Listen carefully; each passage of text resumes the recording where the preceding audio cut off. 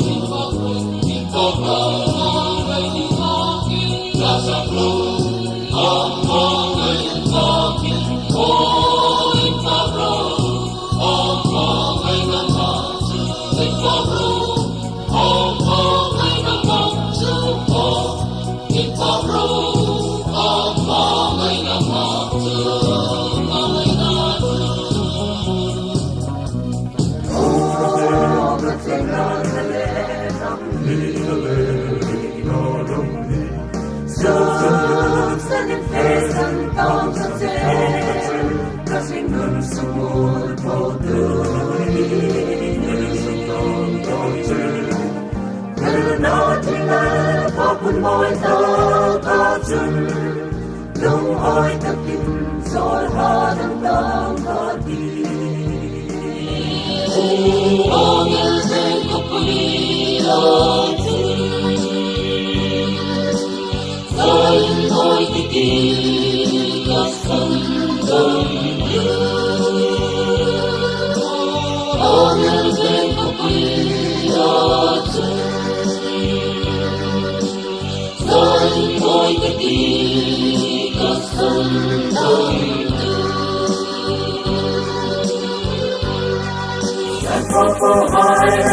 cho kênh Ghiền Mì Gõ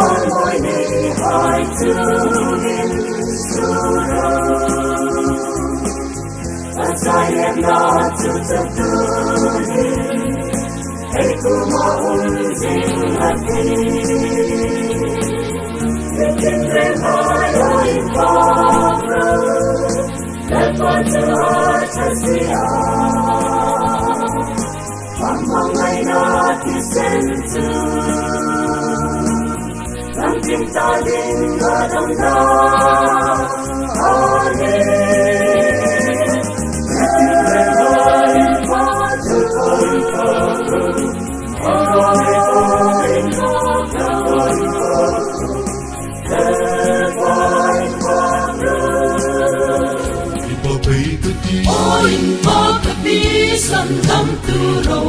Hallelujah. An không quy mãi để trôi thương nghe đi.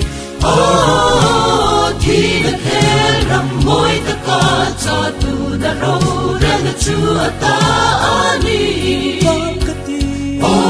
Ipa bê ka ti san đam tu chu.